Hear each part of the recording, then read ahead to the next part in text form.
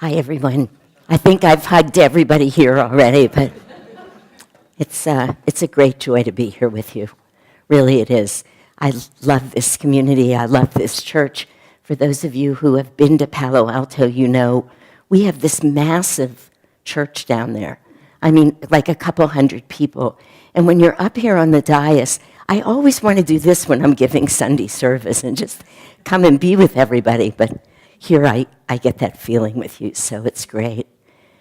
I wasn't going to tell this story, but it just came to me as Surrender was talking, so I will. I think some of you have heard it. But I was just thinking as he was speaking about my being a physician and then this co-spiritual director, what an extraordinarily blessed and privileged life I've had, and I think so many of us would probably say that if we were up here. But really, I can say honestly, purely by the grace of God did this happen to me. I was a rather unconscious young being.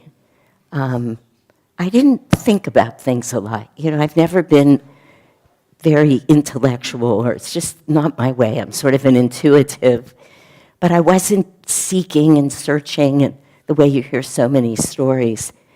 But I was born and raised Jewish, and I, at 19, realized that I had to leave. A few things happened, that the synagogue, the religion, just wasn't meeting some deep craving that I had. So I just started visiting different saints around the world is what I did on vacations. That's what I would do with my vacation time.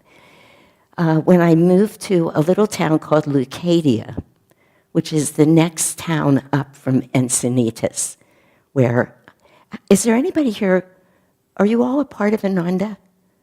Anybody who doesn't know anything about Ananda? Okay, so of course, Yogananda sort of landed in Encinitas. It was very different in those days, as you can tell. I'm not young. It didn't look like it looks now, but it was a sweet little beach town. And I remember I'd never heard the word Swami. I just didn't know anything. And my husband and I used to do these runs, and I would say to him as we'd pass SRF, Self-Realization Fellowship, but I didn't know that then. Look, honey, just like us, these people probably know that the mind and the body work together. That's what I said to him. I mean, when I think about it now, I just always say to Master, thank you for not getting mad at me. I was so outrageous in those days, but I just didn't know. And I had a beautiful experience there one day when I was running on the beach, on what's called Master's Beach, it was in a moment in my life where I was trying to figure out what to do with my life. I thought I was headed for a PhD in psychology. But in the middle of a run, I hear, you're going to medical school. And it just literally stopped me in my tracks, honestly, right under the SRF Hermitage. I didn't know who Master was. I had no idea. I was really simply naive. I was about 28 at the time. And I'd been a nurse for many years, which was beautiful. I loved it. And I stopped, and again, I just get this, you're going to medical school, and it has to be an Ivy League medical school. So part of me thought, I better get away from this spot, you know.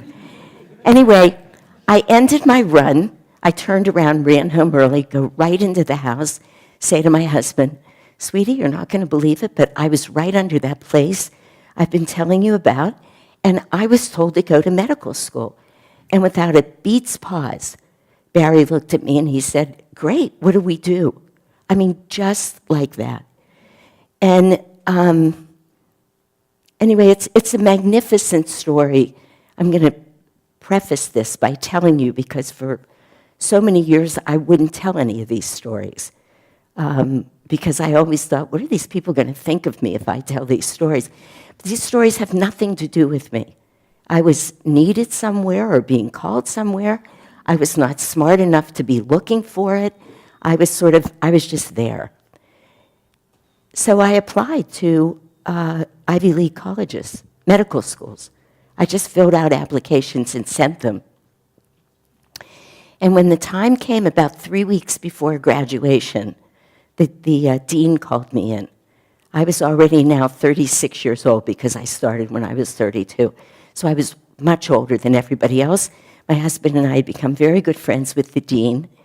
And he said to me, Shanti, we have a problem. We can't find your undergraduate degree. And I said to him, John, I don't have one. Did I mention this was at Stanford? I was in Stanford Medical School. He said to me, that is impossible, just like that. He was beside himself, you can imagine. This is a true story. I'm graduating medical school, but I never went to college. And yeah, is this amazing? We're going to talk about wellness and healing tomorrow. This is who these great souls are. Master, this was in was in about 77 or early 78. He died in 52, by the way, when I was told under the Encinitas Hermitage to go to medical school. And so I said to him, he said, we can't give you a medical degree without a college degree. And he said to me, we have a problem. So I said, look, you do have a problem because I'm graduating at 3 weeks. And he said to me, this whole situation's impossible. I said, John, don't worry. I was accepted at other Ivy League schools too, which I was. And he said, well, we can't do it. And I said, well, what are we going to do? He said, well, we'll have to figure this out. So they gave me an honorary Bachelor of Medical Sciences degree, which does not exist. Yeah, from Stanford University.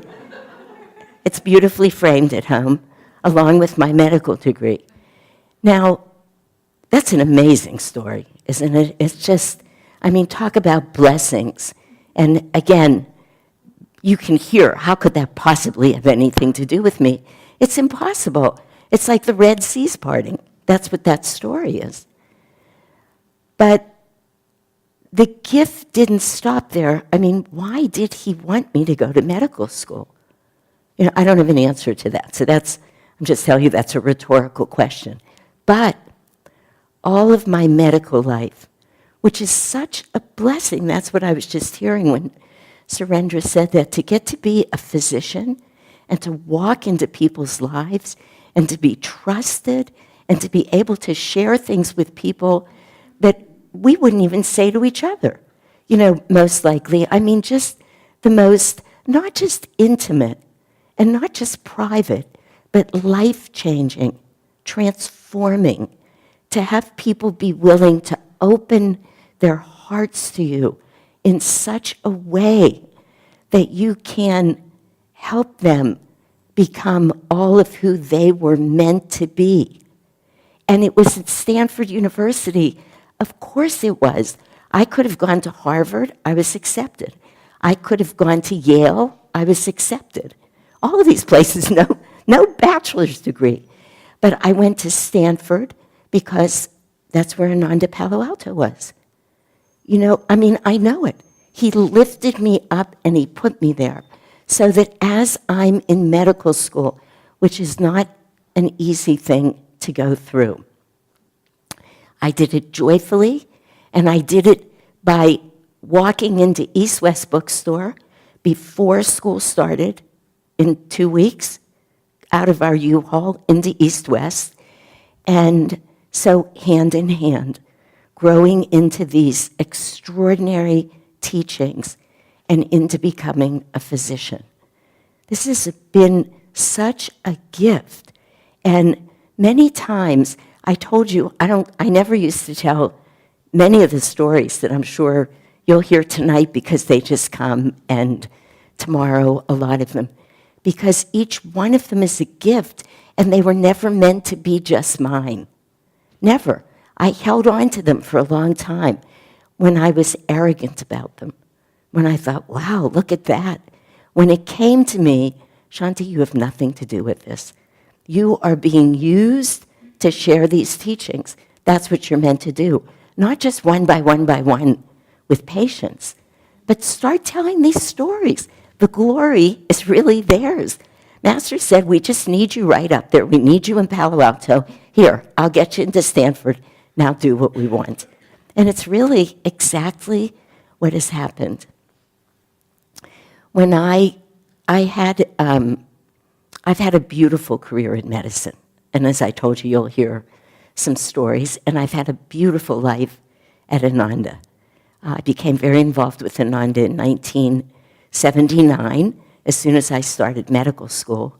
And then I had a few little moments of leaving. I moved to Baltimore for a while, actually met another spiritual teacher for a while, and spent quite a bit of time in India. But when I moved back to the West Coast right at the beginning of 2001, I moved into the Ananda community.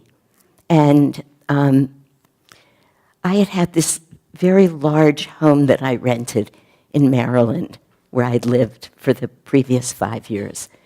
A 10,000 square foot home. I rented it on 100 acres of land. I had accumulated a lot of stuff. I put it all in storage, and I get in my Jetta and I drive around for about 9 months, just living out of the car, really. Nobody would have believed there I was living out of my car. Not even a cooler. I would buy soup and cheese and bread, and I lived that way for almost a year. Then I just landed at Ananda, Palo Alto. But I had nothing. So what I would do is go out onto Monroe Drive, and people would leave furniture that they wanted to get rid of out there, because all my stuff's in storage in Maryland. And I would just pull these odd pieces in. And I remember one day I pulled in this white leather couch. You're probably wondering, what in the world does this have to do with wellness, right? But I'm going to get there. I pull in this white leather couch, dragged it in, asked somebody I didn't know to help me. And so this house is this bizarre hodgepodge. And up comes a woman and knocks on my door one day. And she said to me, Asha told me I should meet you. Her name was Connie Hernandez, who many of you know. She's a naturopathic physician. I didn't know what naturopathy was. I'd never heard anything about energetic medicine. I just didn't know what that was. You know, again, this was years ago. Nothing was quite as popular as it is now, but anyway. Connie sits down on this white leather couch. She's looking around like this. I said, it's odd, isn't it? She said, it's very odd, but I like you. So that's how we met. She had a patient that she wanted to refer to me. Asha had told her that I was a medical doctor, but that I practiced in a way that I would be open to other modalities.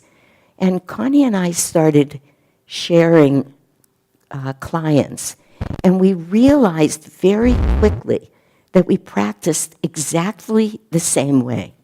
What we were doing for people was exactly the same thing, but Master had taken us and given each of us a different turnstile.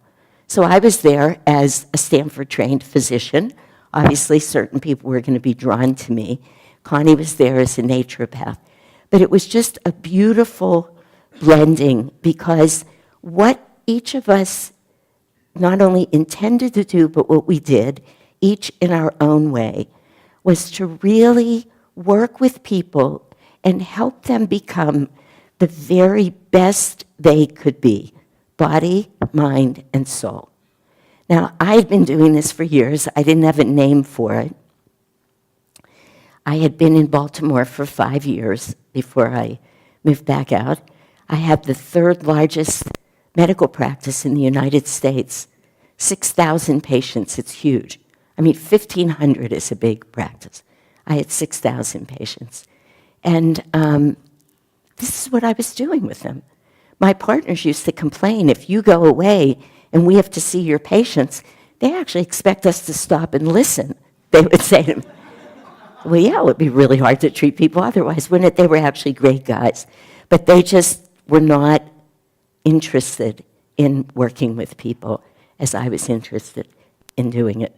So Connie said to me one day, she said, you know, the name of your practice came to mind.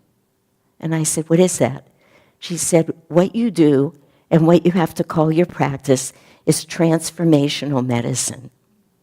And instantly, I knew she was right.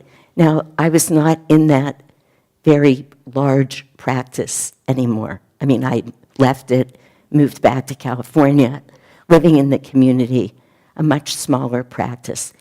But it was exactly perfect for everything that these masters wanted to happen, not just through me. That was my blessing, as in, as they say, the vehicle is blessed by that which flows through it. But for everybody who had anything to do with our practices, which had to do with energy and really understanding, I said right away, boy, you're right. That's the first law of thermodynamics. Energy can neither be created nor destroyed, but it can always be transformed. And it's a physical law of the universe. And it's not like sometimes it can be transformed, or under certain circumstances it can be transformed. It can always be transformed, which is extraordinarily helpful and hopeful for all of us, because these masters came in, Yogananda came here exactly when he did, and I'm sure you've all heard this many times in many talks now, but it's essential as a building block just to get us ready for tomorrow, to help us usher in this age of energy. We know it in these yugas, in these long cycles of time, right? These 8, 10, 12,000 year cycles that just keep repeating and repeating. We know, we call them yugas. We are in what's called ascending Dwapara. It means, believe it or not, we might not feel this right now, but things are actually looking up. We're headed towards the light. We don't know that yet. It's early Dwapara, but that is what's happening, which is very good news. And many of you, as I look around, you know, there aren't that many very young people here. So you think to yourself, what has happened in terms of energy even in your lifetime? But you look at the last 100 years of what's gone on with energy. I mean, I'm old enough, and I think a couple of you are anyway. There was no such thing as, I mean, I remember when we got our first television, never mind a computer. I remember when milk was delivered in, you know, milk cartons outside of your house. I mean, all these things that have changed and happened, never mind the World Wide Web, aviation. I mean, just so many things that have happened that involve energy. We could go on and on. The science is incredible. So Master came to show us this is an age of energy. And in fact, what did he do? He makes up a whole of all the techniques that we have, which again, we'll talk about some of them at least tomorrow when we talk about healing with the power of God.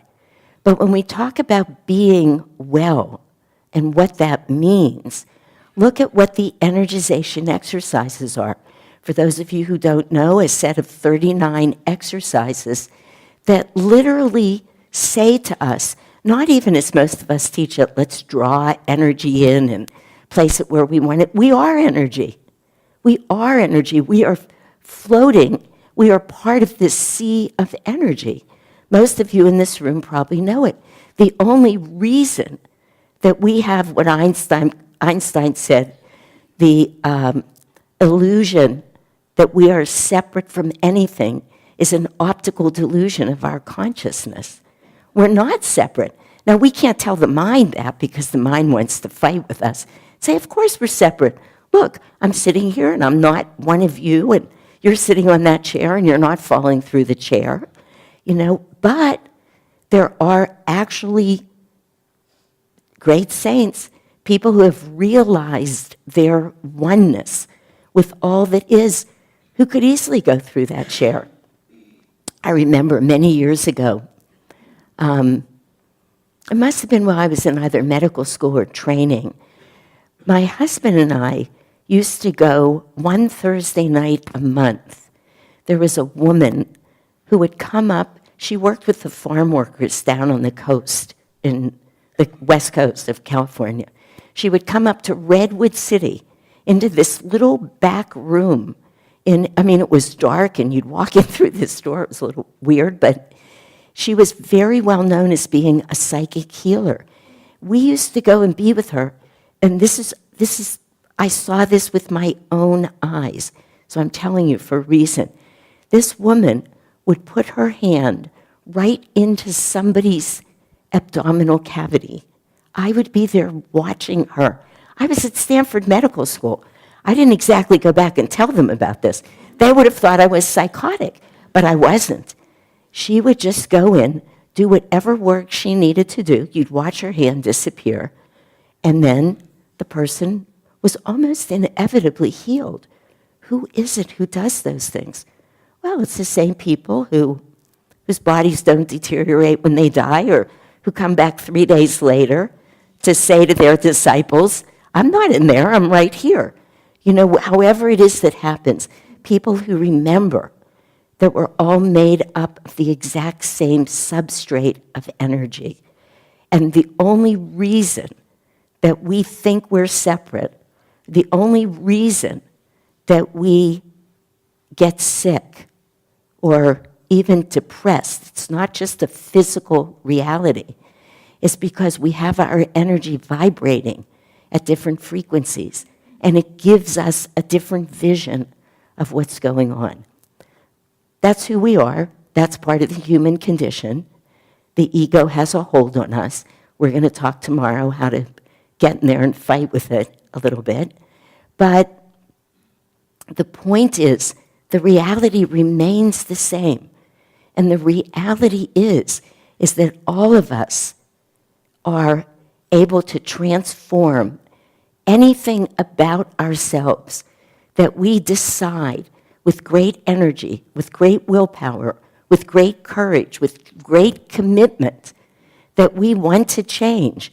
We will be able to make those changes. They're called transformations. They're not called just a change. And again, Surendra said this is a teaser, but tomorrow we're going to trace the path of this energy and how we get ourselves to the state that we're in. But for right now, I just want to say it's no accident when Yogananda came to the United States, and that he came to teach us this, and he devised these energization exercises that say to us, you do these exercises, and this is just a beginning of my helping you learn how to do with your energy whatever it is you would like to do. You're just going to learn this. You're going to learn it by using the body that you have.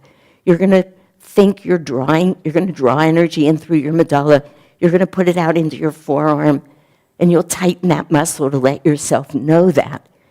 But we're already part of that energy. We're just beginning to get to know ourselves at an energetic level. And it makes all the difference in the world. Because when we talk about healing with the power of God tomorrow, when we talk about wellness tonight, wellness is not a state. It has nothing to do with our bodies. Nothing. It's a state of mind. It's something that we have to cultivate. It's something that we can begin to learn. There are so many beautiful stories that have happened in my life, I'm sure in many of yours too. But let me just share a couple of them with you. There was a woman who came to see me. I was already back in Palo Alto. I was living in the community. I had this tiny little practice that was now called transformational medicine. Thank you, Connie. She was right.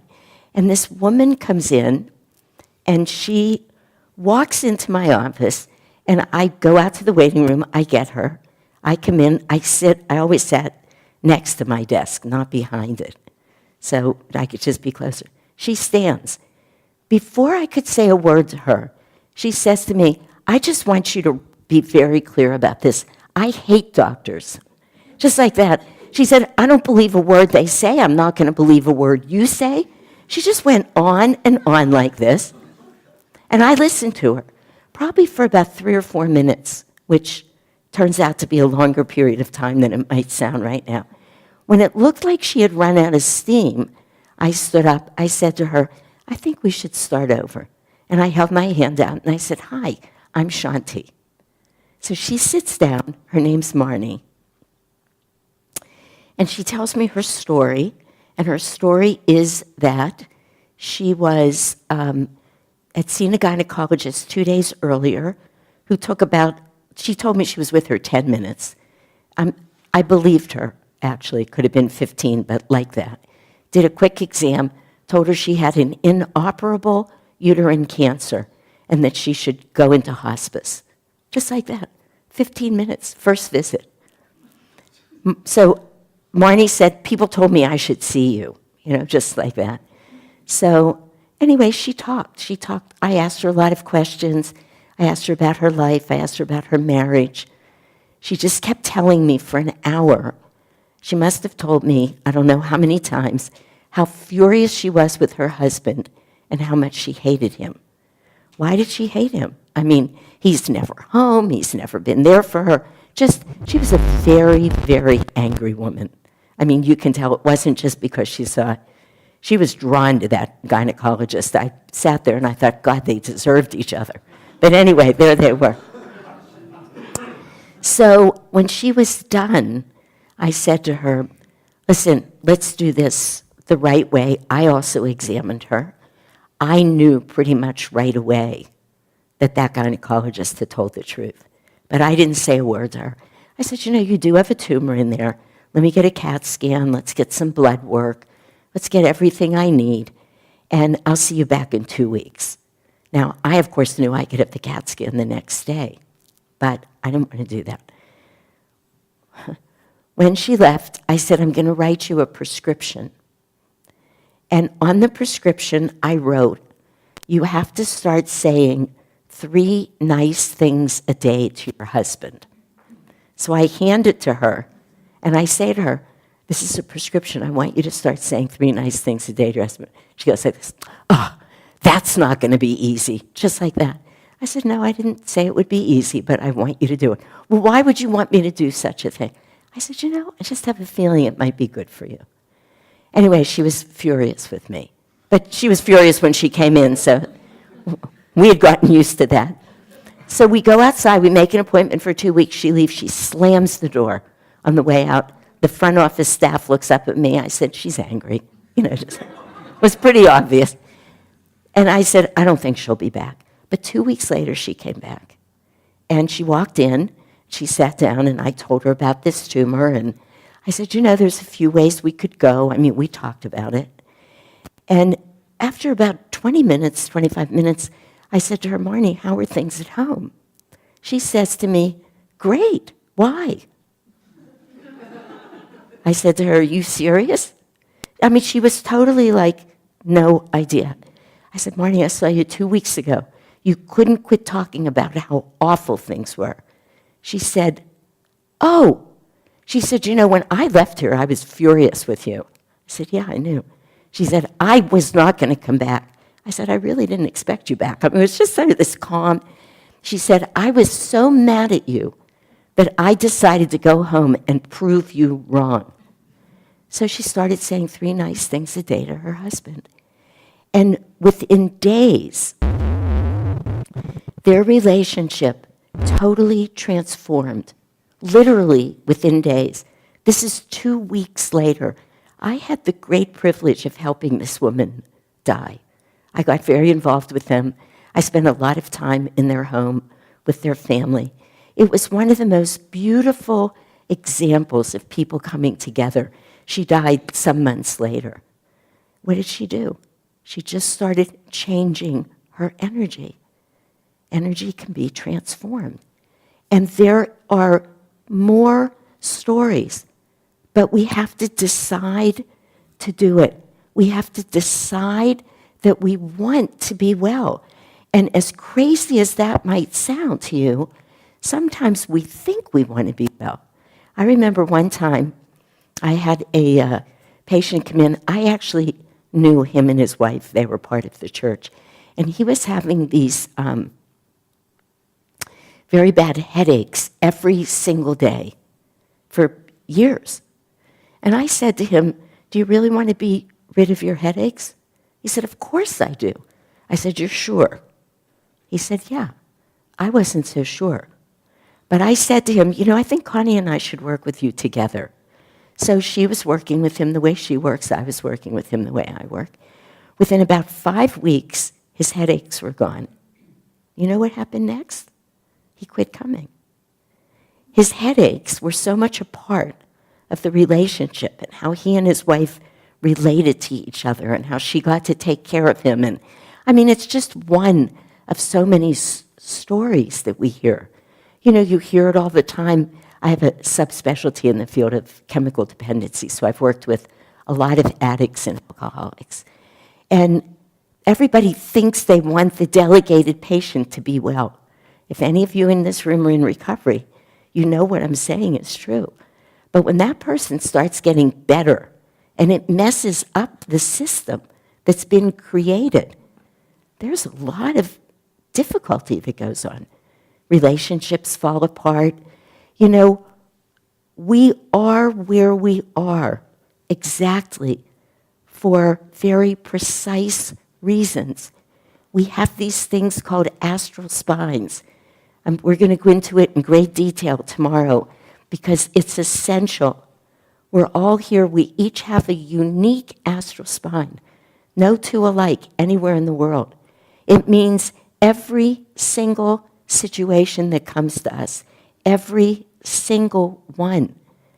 And I'm saying this knowing that many of us in this room, because I know some of you for a long period of time, certainly recently, many of us have gone through some very trying times. Every once in a while you want to look up at God. I do. Anyway, I do. I say, "You're sure, right? You're absolutely sure this is meant to be in my life." But yes, it is. And not only that, but in some ways I've magnetized it. And if I can get at all beyond the control that that ego has on me, I will see that it is absolutely the perfect thing that I've been handed to grow spiritually and to move towards wellness. That this inner pilgrimage that we're all on, which is up our astral spine, each of us on a unique pilgrimage, life after life, that's what we're doing. And that each one of them is custom made.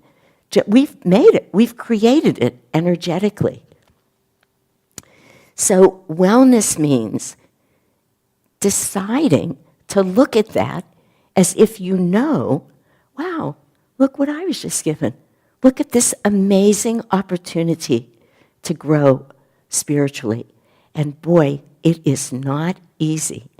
I had this amazing experience in our community it's probably about 2.5 months ago now. Somebody who I work very closely with, of course, I'm in the community, I work with everybody, but very closely. I had a huge fight with this person, very unusual, but it really turned into nearly a screaming fight. And in the end, that person said something to me, no surprise. It was like being sucker punched. They doubted me in a way, you know how we all have those, like, how we see ourselves, So I see myself as being generous. It's one of the things, sense of abundance and giving, and I'm not proud of that, but I hold myself like that. And this person just questioned my motives for giving in a very deep way. And it was, I'm saying it to you, excruciatingly painful for me. I'm leaving out all of the gory details, but it was. So I went home to my apartment in the community, and I said to myself after, I was trembling. I didn't remember feeling that way maybe ever in my life, but if I did, it was so long ago that I couldn't remember it. And it was so filled with drama. I mean, there was so much drama. I knew they were going to come over and try and apologize, so I locked my doors. Then they're banging on my doors. I'm saying, go away, I don't want to see you. I'm not leaving until you see me. Well, then you'll stand out there all night. Can you imagine? 2.5 months ago. I know I should be ashamed to tell you, but anyway, I'm not, so there you have it. So anyway, finally I let them in. We talked for 2.5 hours, and they said to me at the end, will you be able to forgive me? And I said, of course, how could I not? And they left. But I wasn't done. I mean, I was deeply, deeply upset because in those 2.5 hours, I knew that they didn't get something I needed them to get. I'm sure everybody in this room knows how that is. You have an argument. At some point, you just want out of the argument. You don't want to say or do anything. I mean, I can tell you the number of times I've apologized to my husband and said, I'm so sorry, you're right. In my head, I'm saying, I don't really think he's right, but, it's just time to get over this and be done with it. It wasn't quite that way with this person. But then I was sitting there and I said to myself, you are precariously balanced right now. You can either start telling this story around the community and prove that you're right. People will agree with you. They'll go, oh my God, they did that to you. That was horrible. You can be right or you can grow with it. What do you want to do? It was an amazing moment. And it's not easy. This is why I'm telling this story. There was a big part of me that wanted to be right. I really did want to tell this story and be right and have everybody say to me, that was awful, what are we going to do about it, you poor thing, and let me feel strong and whole again. Or I could feel strong and whole again by offering this up to God. So I said, this is hard, but you know what you want to do. This is true. I took everything off my altar. I made a big circle out of it. I called my partner. I said, I want you to print out as big as you can print. He's a lay photographer. This was big. The yamas and niyamas and bring them over to me. Then I wrote a note to the church and I said to the staff, I'm not coming in for a week. I need to be by myself. I need to be sitting. And I sat in the middle of that circle for a week. And I just talked to God until I could genuinely feel forgiveness, have my heart open, and I won. I didn't win by being right. I won, and I was so grateful. I was crying every day with gratitude that they helped me make the right decision because, boy, I can't tell you how many times I make the wrong decision.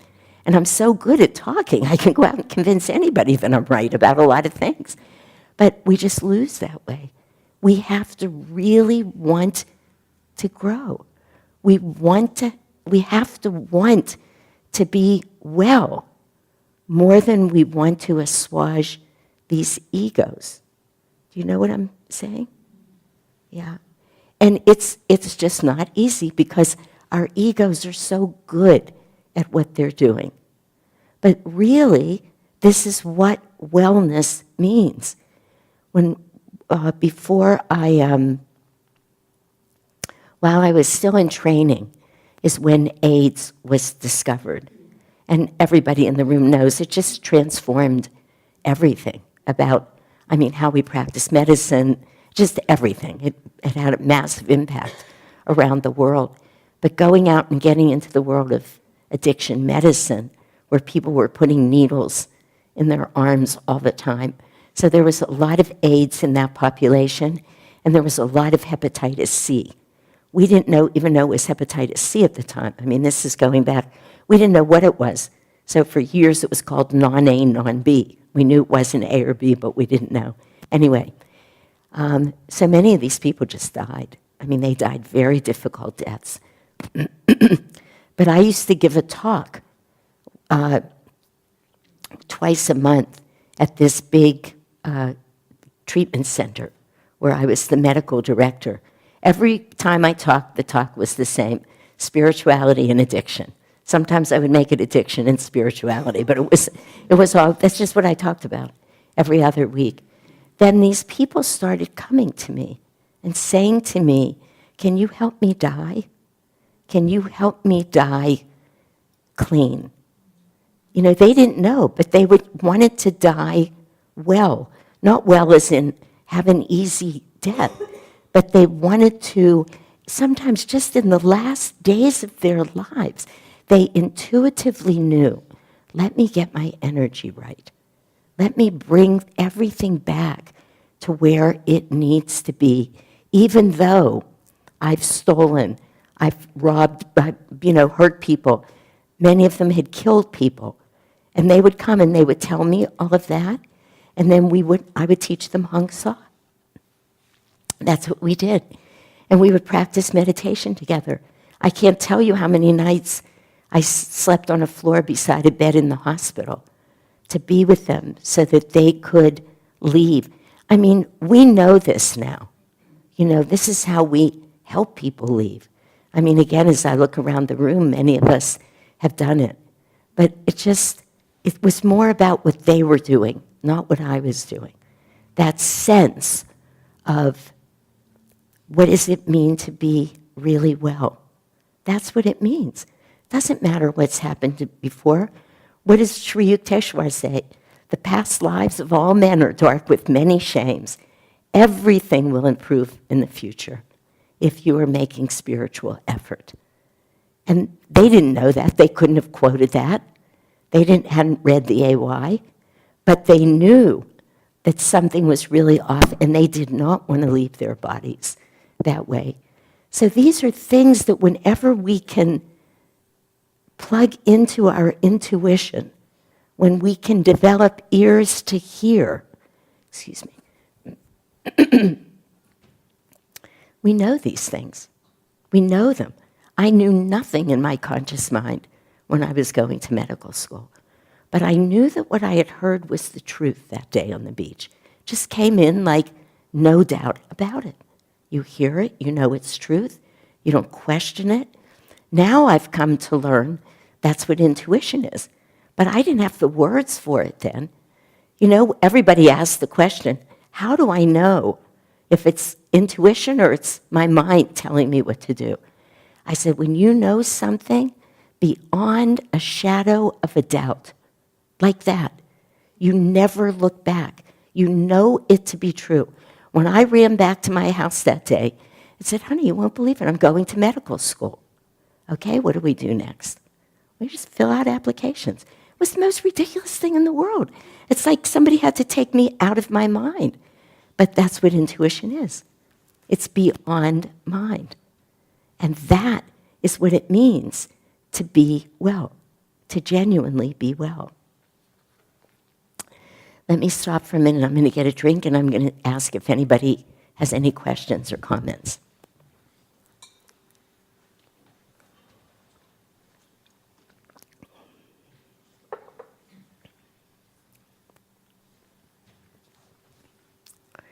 Anybody?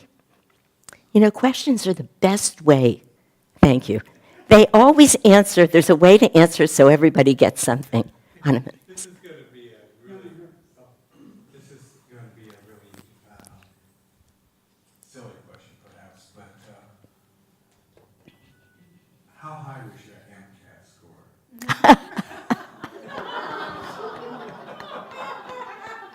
I'm not telling you. I did take, MCATs means Medical College Admission Test, for those of you who don't know. I don't know why you're asking me that. Is that because I said I'm not smart? Nothing looked like I should have gone to Stanford, and it's really important. The only thing that looked like I should have gone to Stanford, to be absolutely honest, I started medical school in 1979, is that I was a white woman. And they were looking for white women in those days. You know, they had to meet certain criteria. It's all strange now, but it's really true. But that's the really, you know, there is just no doubt about it. And I know I'm in a room full of people. You know, I have a book that I'm going to write. I'm always afraid to say it out loud because I don't know if Master's ever going to let me work less than 18 hours a day, and I'm afraid I won't get to this book. But I know I will if he wants it. But don't write the book before me. But that's why I don't want to tell anybody. But you know, all these years now of being in this position that many of us are in, we're sitting in these temples and people come and we're teachers and people come and we're counselors, all of that. The most amazing stories that I have heard about how people get onto this path. You know, it's just the one that I love the most, although I've cried at many of them and they're touching, is that somebody was on that game. Maybe some of you have heard it. I forget the name of the game, but it used to be on television. I don't know if it is. But, you know, you call a number and they turn it around and there's a picture or something.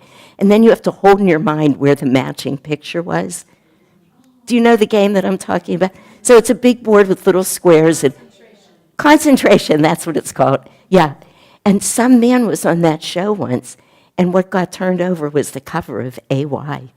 And he said he just looked at that cover, and that was it. He went looking for Master. Isn't that amazing? There are so many wonderful stories because as soon as we reach that place where, you know, tomorrow when I talk, I don't think I'll do it tonight, but I am going to take us a little bit on this path through these philosophies of yoga, from Sankhya to yoga.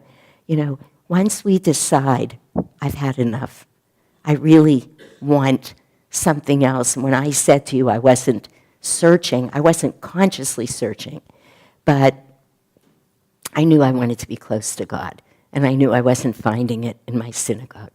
So I did go on vacations and find saints all around the world. I mean, that is what I did. Once they know that they can, you remember, who was that who said, let me just think, somebody in the audience will know, but let me just hold it for 1 minute. I can't grab the whole story, but you'll know it. But at some point with a disciple and one of the masters, whether it was Master or somebody else, and the disciple let them know that they were ready to go on the path, he goes, oh, good, now I can work with you. You know, that's what they're doing. The masters, they want to come into our lives. They want to help us. You know, that, of course they do. All we need to do is say yes and mean it. Or, as Sister Gyanamata said, say yes and make it snappy. You know, there can't be any hesitation. If there's any hesitation, you're lost. Anybody else have a question or a comment? Pooja? Hold on for 1 minute, Pooja. Let's surrender. Yeah, so I think I heard that you said that you spent some years in India. I would like to know about that, if it is your medical experience or spiritual experience. I'll tell you an interesting story about when I was in India that has to do with the topic, but you and I can speak separately about my time in India. But I was not in India for years, but for probably about 6 or 7 years in a row, I went with a man whose name was Sant Keshavadas, and I would spend 3 months there, and then I would come back. He became my teacher for a while when I needed a real bhakti yogi, because it's really who I am. And he was that. And in those earlier days of Ananda, I mean, it's just all, you know, it was between Master and Sant Keshavadas, and they just took me where they wanted me, really. But Swamiji was it's still a little more intellectual in a kind of way, and I don't know, just whatever. It's just my astral spine. It's not interesting to anybody else. But one interesting thing did happen there that I'll tell you. He always played with the fact, Sant Keshavadas is, that I was a doctor. He would make me the doctor for the trip, or he just would put me on display in ways in India. It was ridiculous, but anyway. He had some spiritual ulterior motive, and I just always I trusted him implicitly. But one day we come to this spot, and he calls me. Now, I'm the doctor on a trip of about 35 pilgrims. He says to me, Shantiji, when we come to this spot, this is where my guru left his body, he said. When I come there, I can't help it, I'm going to die. I said, what do you mean you're going to die? He said, I'm going to stop breathing, and you won't be able to find a pulse, but don't worry. I said, Guruji, I'm a doctor. You're telling me not to. I'll come back when it's time. I mean, it was really the most amazing thing. He walked up, there was a big shrine there, which is right where his guru had left his body, and he drops dead, cold, no pulse. You know, here's the thing about this, and I had to sit there. We were there for 55 minutes when he sat up and started breathing again. Now, I'm telling you, I have pronounced a lot of people dead. He was gone. I mean, there was no mistake about it. But you know, those were in my earlier days, and this is part of what happens. You start seeing these things. You start seeing the impossible. Honestly, like going to medical school without an undergraduate degree. It doesn't happen. It can't happen, but it happened. You see a man drop dead in front of you, and 55 minutes later start breathing, and then stand up and continue our pilgrimage. You know, I mean, you watch a woman take her hand and put it inside somebody's belly, and then you start saying to yourself, oh, here's a story. I won't forget to tell you what you start saying to yourself. But I just remembered when I said it to my mother, so I'm going to tell you. Some of you have heard this story, but it's worth telling. I was a nurse before I went to medical school. Remember, these stories are not about me. They're about this topic that we're talking about the unreality of the world we're living in, about what wellness really means, which is something other than how we live, drawn out by everything that pulls us into this world. And again, whatever I don't talk about that tonight, we all know it, but I'm going to talk about it again tomorrow, because each time we hear it, and we hear it from somebody who's perfectly sane. This is part of why Master wanted me to have a Stanford medical degree. It has great credibility. Not that there aren't psychotic people who went to Stanford Medical School there, but I'm not one of them. And you guys all know that. Anyway, I was a nurse. I was working in an intensive care unit, which is what I did for years before I went to medical school. And I was on a night shift, and there was a patient there who had been there for a long time, and I had been his nurse many, many, many nights. And one night, he has a cardiac arrest. And it's the middle of the night, like 1, 2 in the morning. And the hospital was staffed with interns and residents. And you probably don't know this, but when you're an intensive care unit nurse, you know more, and you're much more at ease than most of the residents in the hospital. I mean, they're brand new. They don't know what they're doing. They're learning. But you've been there for 10 years now, you know. I've been a nurse for a long time. Anyway, we start this resuscitation. And I loved this man. I'd been taking care of him for, as I said, at least a couple weeks, every night. And we worked on him. You've seen it, all of you, at least in movies, if not live. We were pumping his chest. We had put a endotracheal tube in. We were breathing for him. And the doctor starts saying, we should stop. But something in me just felt we cannot stop. So I said, no. Well, I was the nurse, and they didn't know. If I said don't stop, they would have been terrified to stop because they just didn't trust themselves. And I didn't even know why I was saying it. It had nothing to do with the medicine that I actually knew at that point. So and we go on for another 20 minutes at least. One of them looks, and he looks up at me. He goes, his pupils are fixed and dilated, which means that you're brain dead. That's what it means. So you'll see it on television. Pupils fixed and dilated, you stop the resuscitation effort.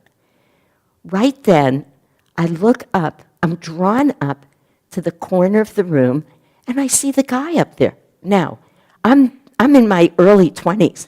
People were not talking about this stuff then. Really, I'm 72 years old almost. I mean, that you do the 50 years ago, we just weren't talking about it yet. Elizabeth Kubler-Ross was just coming on the scene.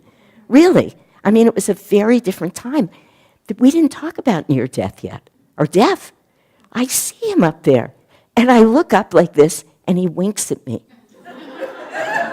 I swear to you, this is a true story. He winks at me. So I look at the doctors, I said, we are not stopping. Anyway, we get him back. His heart stops. He wasn't totally breathing on his own, but by that time you've given somebody so many medicines they won't. We put him on a respirator. The next night, I come into work, and he's still on the respirator. I said to him, John, how you doing? Squeeze his hand. He opens his eyes, he looks at me, and he winks at me.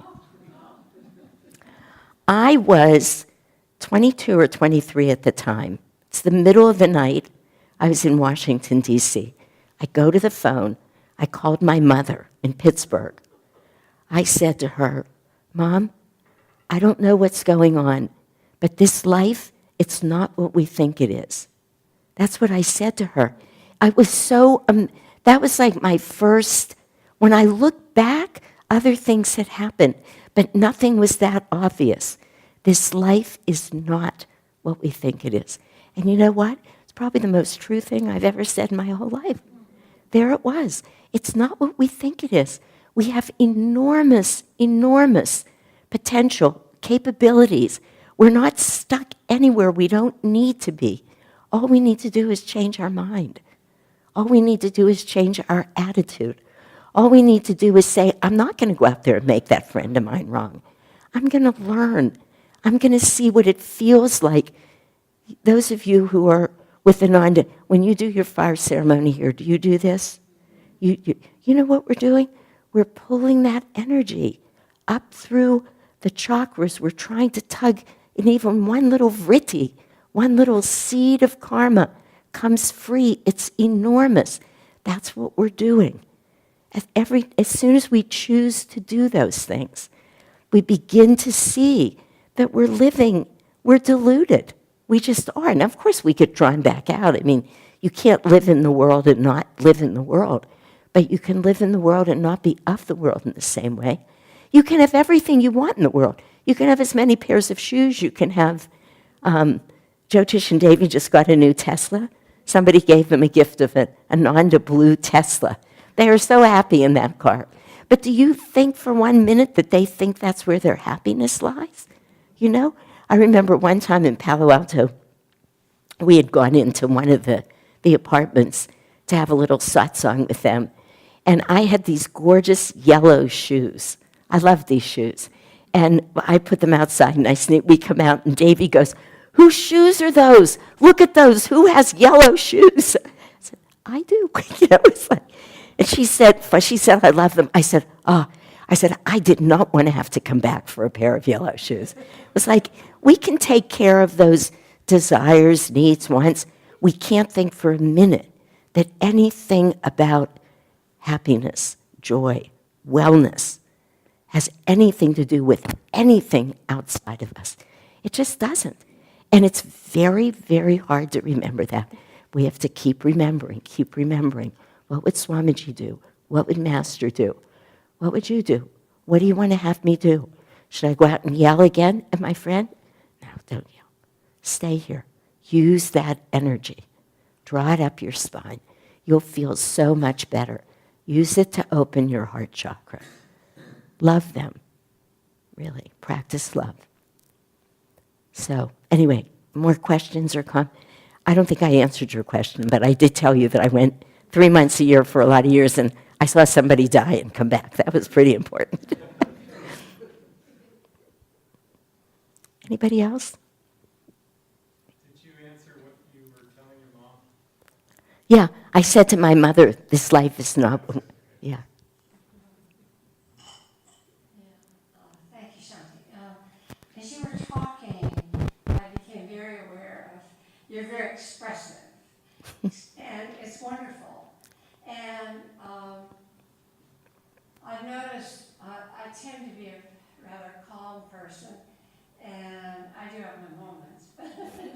But the reason I brought it up is because years and years ago in Gail Mata's book, there's an experience she talks about. I think it may have been with Master, but I'm not sure. But she just went into this emotional torrent over something, and that was very atypical of her. And after this happened, she realized that that experience had been very good for her. Yeah. Now that was unique to her. Right. And her stream of experiences. But one thing, and I I usually don't even talk to my friends about it, but I've sort of always felt this balance, and sometimes not a balance, between, like, I want to be well, and, but am I going to be really out there and expressive? You know, like really say it where it is, like you had this experience with this person down in Palo Alto. Yeah. And I just wondered if you would speak to that. You know, sometimes it's appropriate, whatever that means sometimes, and sometimes it is not at all. Yeah. You know, I think there's two ways to speak about this.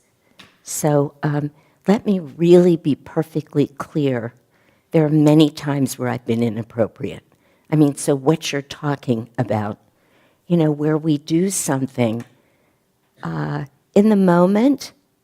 Asha has a phrase she used about things like this. She goes, you know, you always think it seemed like a good idea at the moment. And we have an amazing ability to talk ourselves into thinking, I can help this person if I say this. I'm going to show them the truth. Let me show them what Dharma would be. It's not even that arrogant in its, when it starts coming up in you. But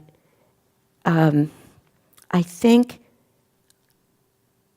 this is very near and dear to me because I just wrote a letter expressing what I felt were a lot of truths, but I didn't keep the letter long enough, which I usually do, to say to myself, even if it is the truth, is it going to help that person? Is it going to do good in the world? So this is one, I'm going to answer your, or just comment, you're not really asking a question, but in several ways. So that's the first thing is, are we expressing something that's dharmic, that's uplifting, that's expansive, that's going to help? And that's very important. And if we don't know that it is, if we even have a doubt that it is, better we don't. I mean, I would bet everyone in the room has had the experience of hitting send too soon. You know, until now, if there's anything controversial in an email, I do two things. Number one, I don't put any name in the to box because I want to make absolutely certain, you know, no accidents. I didn't hit send by accident and it goes somewhere. And I want to sit with a lot of the emails that I write. I mean, for many reasons, but it's part of what you're talking about. Sometimes for days. You know, I answer close to 200 emails every day.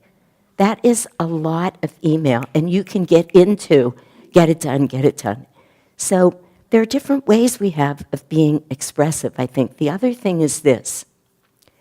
Depending on what it is for each individual person, the psychology of it is, the real emotion and psychology, is that sometimes when we're trying to break free of a habit or a defense mechanism that we have, or there are many ways we could, we almost have to swing the other way first. So you watch people who are new in psychotherapy. They've just gotten into psychotherapy. They're learning all these lessons. They're wonderful, and they are wonderful. Then they go out and start preaching to everybody. You know, they swing the other way, and you need to do this, and you need to do that. But it has nothing to do with the other person. You know, where sometimes if you haven't been able to find your voice in life, you've never been able to speak a truth or to speak or express yourself, literally, your fifth chakra is, you know, heading down and out instead of in and up. You may need to.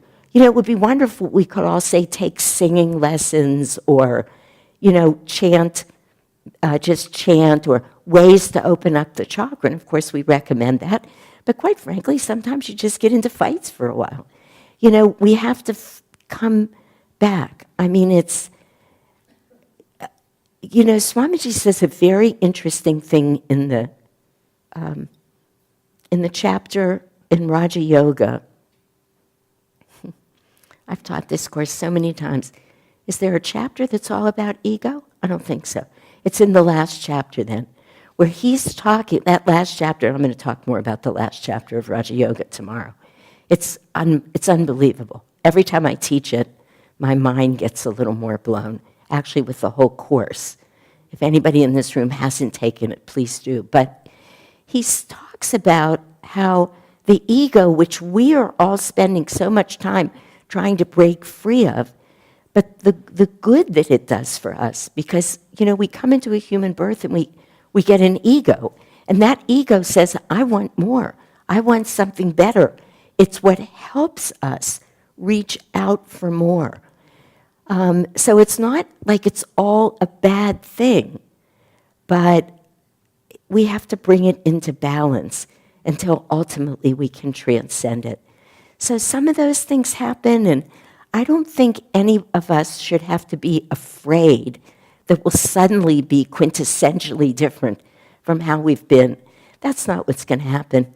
When the Bhagavad Gita says, out of 1,000, one will seek me, and out of 1,000 who seek, one will find me. And I always feel, when I'm sitting in any of our temples, and I'm here speaking, I feel like I'm looking out at every one who's one in 1,000. We wouldn't be here otherwise. So we're souls who have traveled quite a distance on the way back to our true home in God. We just simply couldn't be here otherwise. It's not to say we won't make mistakes, not to say we don't have more lives, not to say we might not fall, but we've come a long way. So we're not going to allow ourselves, really. We have ourselves in situations where we're hearing the truth too much. We're listening to thoughts and energies that are uplifting, that are drawing our energy up even without us trying, just by walking into this sacred space, by looking at these masters behind me, by listening to the words that we're saying now. We're not out in the world where people are swearing and cursing and yelling at waiters and, sitting in. I just went to visit some family, and I was there for 2.5 days. I don't think anybody talked about anything other than weather and, a couple things like that. For 2.5 days, we don't do that. It's just not who we are. We comment on the weather, that's not what I'm saying. But we're speaking, we are making that effort that Sri Yukteswar was talking about. So there's no reason really to be afraid. Sin can't touch our souls. Mistakes can't touch our souls. It's just impossible. I just had a memory. One day, Dunbar and I, this is so many years ago, we were out near the shrine that's for Master. We have a shrine for all of the Masters now in our beautiful courtyard in Palo Alto. And I must have been like saying, God, I don't even think I was saying I was tired, but I think I was saying I was afraid I was going to get tired. We had this huge event, and it was probably one of 8 in a row that we had been working on. And he just stops, he looks at me, goes, Shantaji, you can't be tired. You'll never be tired. Energy doesn't get tired. You're pure energy. He just, with all the energy in the world, I was like, I am not tired, and I wasn't. I remember it all the time, Within me lies the energy to accomplish all that I will to do. So I'm saying it as another example of we really are who we are no matter how far we've strayed. So nothing can touch the soul. Nothing's ever going to go that wrong. We might make a little mistake, but, God watches the heart. That's what happens. It's our intentions. So, anybody else? Questions, comments? Don't be afraid.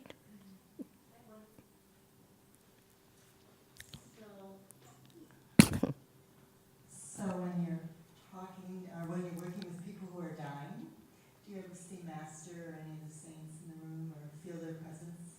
I frequently feel their presence when I'm working with people who are dying. It's not that specific for me. But when I was in medical training, which is hard, and it was much harder when I went through, is really the truth. They have they have laws against what they had us do now. You know, but we used to be up 2-3 nights in a row, literally no sleep for 2-3 days. You always carry a clipboard when you're in training. I mean, you really have to. You could admit 16 people in a night, and you know, you can hard to keep straight whose potassium is whose and stuff like that. But anyway, always on my clipboard, always, I had something there. Stop and pray before you enter any room. I would just remind myself, I would take quotes, I would do whatever I had to do. I had such a strong sense in training because it used to all be in the hospital, and these people were so sick. You think, who wants to be responsible for that? You know, not me. I want to be being helped and guided and told what to do. So there are many, many times when I'm with a patient, even now, mostly I do wellness coaching. It's really what I do professionally. I spend 1.5 days a week doing an urgent care clinic at Kaiser to keep the medicine in my brain, but mostly I'm just sitting with people. But my prayer is always, tell me what to say to this person, I'm speaking to them, and tell me how to say it so they can hear it. Because you can have all the right stuff in your mind. But again, if it's not done in a way that somebody can hear it, it can very often just be harmful. So I do a lot. I mean, you know the story about Elizabeth Kubler-Ross, I have that horrible habit of stopping mid-sentence, but I hope you've noticed I come back. I finish the sentence. Elizabeth Kubler-Ross was a psychiatrist. I mean, we know that. And she started noticing that nobody was helping people die. And there was no talk about dying in those days. None. I mean, many people I say, what did your parents die from? They have no idea because nobody talked about it. Somebody just was like off in a corner and they died. She one day decided to start a hospital. It was really the beginning of hospice, but it wasn't called that, where people could go. You know, I think you've all heard of Elizabeth Kubler-Ross, right? Okay.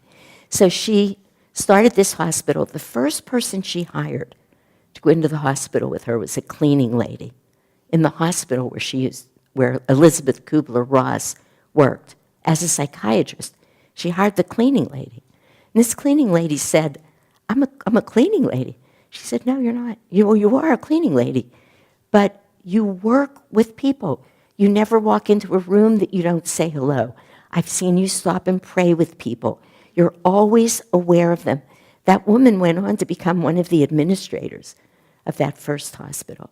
So I think whatever we do, this is where I was going with it. You don't have to be a doctor or a nurse or whatever we do. It's the more we can remember to be practicing the presence of God, I mean, the better it is. And when we do that, that's the only way that they can come in and, I mean, we all know this, but they can't come in otherwise. If we don't open and give them permission and call on them, then they can work through us. Otherwise, they can't. So I feel them. I don't usually see them. It's rare. You know, I don't have a lot of those visions and those kinds of things. Also with hospice, how people seem so, and hospice maybe is just here, but I noticed it with my mom too in Wisconsin, that they're very clued in. Yeah. And if the patient said, oh, I just saw my sister, and they say, yes, you did. Absolutely. You know, it's really beautiful how Yeah. people, when they're dying, everyone's kind of clued in that energy. And when it comes through you, it's uplifting. It's not a downer. Yeah. Totally different than I agree. Yeah. I would have expected. Yeah. And I'm looking here at Heinemann and Mari, I'm just sure that anybody who's worked with people who are dying, no. Well, should we save the rest for tomorrow? Okay, good. Thank you all. Been wonderful being here. Thank you. So if you haven't signed up for